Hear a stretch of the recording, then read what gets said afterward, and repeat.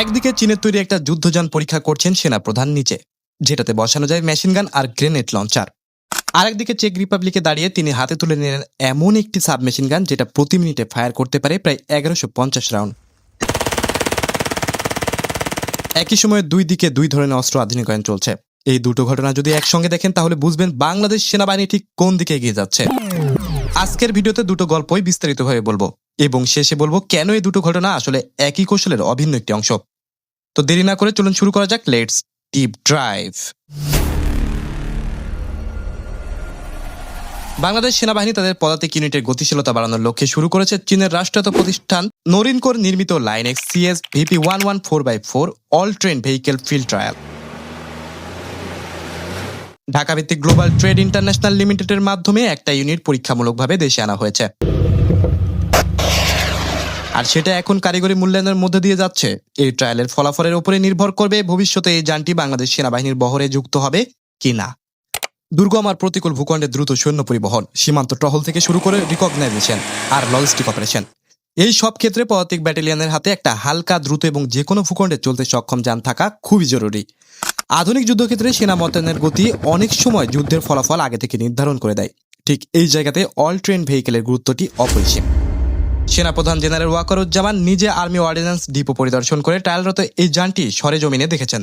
একজন সেনাপ্রধানের এই ধরনের সরাসরি পরিদর্শন সবসময় একটাই বার্তা দেয়, সম্ভাব্য ভবিষ্যৎ ক্রয় প্রক্রিয়াকে উচ্চ পর্যায়ে গুরুত্ব দেওয়া হচ্ছে।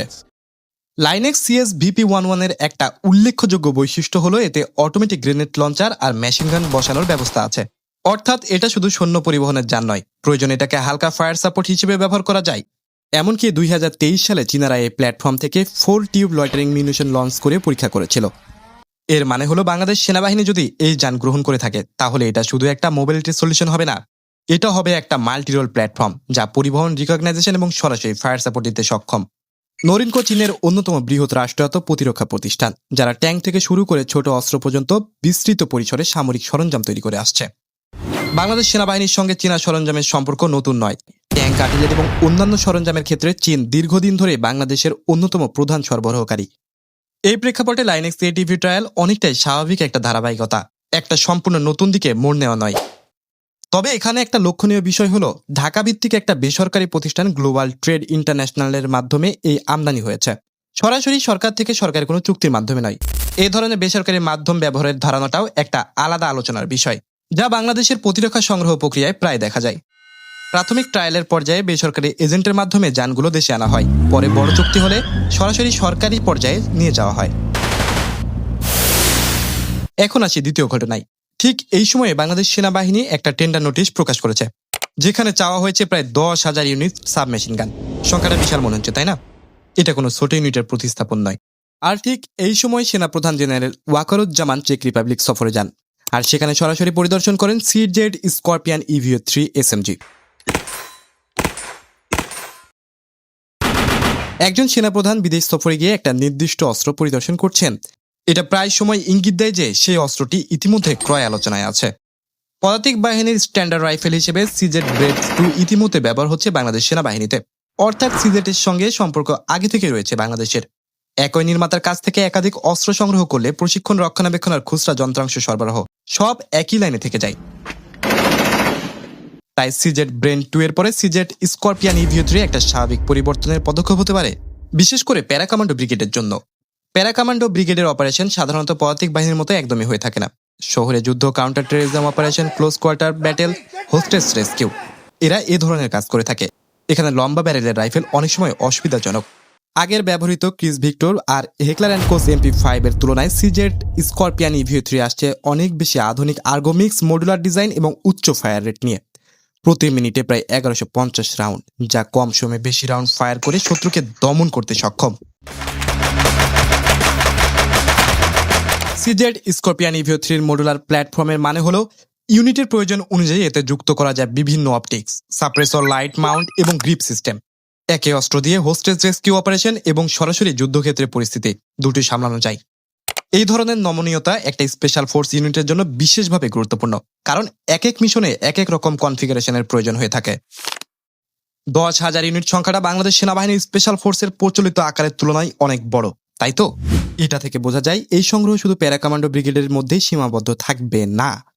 সম্ভাব্যভাবে এর সুবিধাভোগী হতে পারে মিলিটারি, পুলিশ, সিগন্যাল কোরের নির্দিষ্ট ইউনিট, অফিসার ক্যাডেট এবং অন্যান্য সাপোর্ট ইউনিট, যেখানে রাইফেলের চেয়ে হালকা এবং কম্প্যাক্ট অস্ত্র বেশি কার্যকর হয়ে থাকে।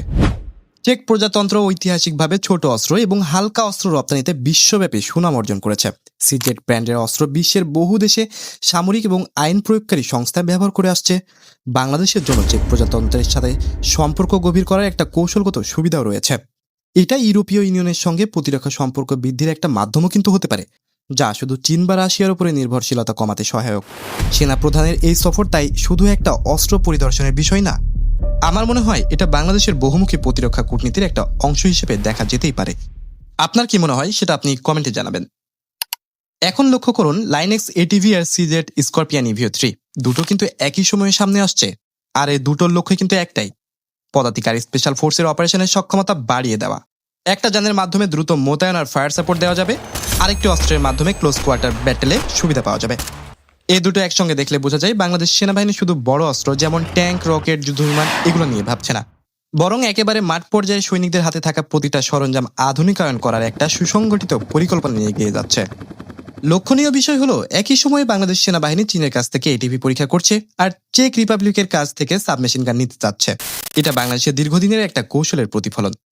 কোনো একক উৎসের উপরে নির্ভর না করে তুরস্ক, জার্মানি, যুক্তরাষ্ট্র, চীন আর এখন নতুন করে কিন্তু চেক প্রজাতন্ত্র সব মিলিয়ে সরবরাহের উৎস বৈচিত্র্যময় রাখা। এতে ভৌগোলিকভাবে ঝুঁকি অনেকটাই কমে যায় আর প্রতিটা প্রয়োজনের জন্য সবথেকে উপযুক্ত সমাধান বেছে নেওয়া যায়। দক্ষিণ এশিয়ার প্রতিবেশী দেশগুলোর দিকে তাকালে দেখা যায় প্রত্যেকে নিজেদের পদাতিক আর স্পেশাল ফোর্সকে আধুনিকায়ন করার চেষ্টা করে যাচ্ছে। ভারত নিজস্ব প্রযুক্তিতে বিভিন্ন হালকা যান আর অস্ত্র তৈরি করে আসছে। মিয়ানমার আর পাকিস্তানও নিজেদের মতো করে সরঞ্জাম আধুনিকায়ন করছে। এই প্রেক্ষাপটে বাংলাদেশ সেনাবাহিনীর জন্য একই সময় একাধিক ফ্রন্টে আধুনিকায়ন শুধু প্রয়োজনের বিষয় না, এটা আঞ্চলিক ভারসাম্য বজায় রাখারও একটা অংশ।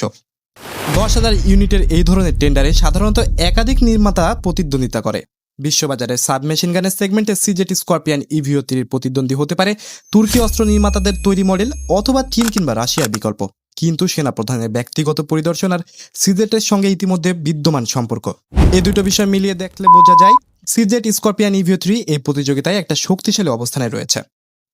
একইভাবে লাইনেক্স এটিভির ক্ষেত্রেও ভবিষ্যতে অন্যান্য দেশের অল ট্রেন ভেহিকেলের সঙ্গে তুলনামূলক মূল্যায়ন হওয়ার সম্ভাবনা রয়েছে, যদি সেনাবাহিনী এই ক্যাটাগরিতে বড় পরিসরে সংগ্রহ করতে চায়।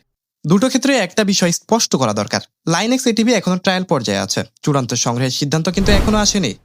আর অন্যদিকে সিজেট স্করপিয়ন ইভিও 3 এখনো আনুষ্ঠানিকভাবে নিশ্চিত নয় যে এইটাই 10,000 ইউনিটের টেন্ডারে চূড়ান্তভাবে নির্বাচিত হবে।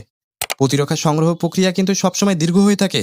কারিগরি মূল্যায়ন, মূল্য নির্ধারণ, চুক্তি সইয়ের ধাপ পার হয়ে তারপরে একটা জিনিস চূড়ান্ত হয়ে থাকে। তবে যে প্রবণতাটা স্পষ্ট সেটা হলো বাংলাদেশ সেনাবাহিনী একযোগে একাধিক ফ্রন্টে আধুনিকায়নের দিকে এগিয়ে যাচ্ছে। একটা সেনাবাহিনীর আসল শক্তি শুধু বড় অস্ত্র দিয়ে বিচার করা যায় না, একজন সাধারণ সৈনিক বা কমান্ডো মাঠ পর্যায়ে কি নিয়ে যাচ্ছেন সেটাও সমান গুরুত্বপূর্ণ। লাইনেক্স এটিভি আর সিজেট স্করপিয়ন ইভিও 3 দুটো সেই মাঠ পর্যায়ের সক্ষমতা বাড়ানোর প্রচেষ্টা। বাংলাদেশ যখন একসঙ্গে একাধিক উৎস থেকে বিভিন্ন স্তরের অস্ত্র সংগ্রহ করছে, তখন এটা স্পষ্ট বার্তা দেয় যে দক্ষিণ এশিয়ায় বাংলাদেশ নিজেকে একটা প্রস্তুত এবং সক্ষম শক্তি হিসেবে প্রতিষ্ঠিত করতেই চাইছে।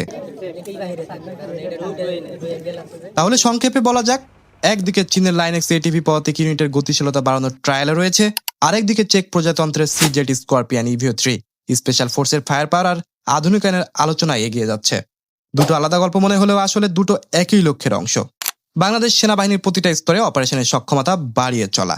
এই দুটো সংগ্রহ প্রক্রিয়া কোন দিকে এগিয়ে যায় আর পরবর্তীতে কি কি নতুন সরঞ্জাম এই তালিকায় যুক্ত হয় সে বিষয়ে আপডেট থাকবে পরবর্তী ভিডিওতে। ভিডিওটি ভালো লাগলে লাইক দিন, চ্যানেলটি সাবস্ক্রাইব করে রাখুন আর কমেন্টে জানান লাইনেক্স এটিভি নাকি সিজেট স্করপিয়ন ইভিও 3 কোনটা নিয়ে আপনি আরো বিস্তারিত ভিডিও দেখতে চান। দেখা হবে পরের কোনো ভিডিওতে, ততক্ষণ ভালো থাকবেন, সুস্থ থাকবেন, আল্লাহ হাফেজ।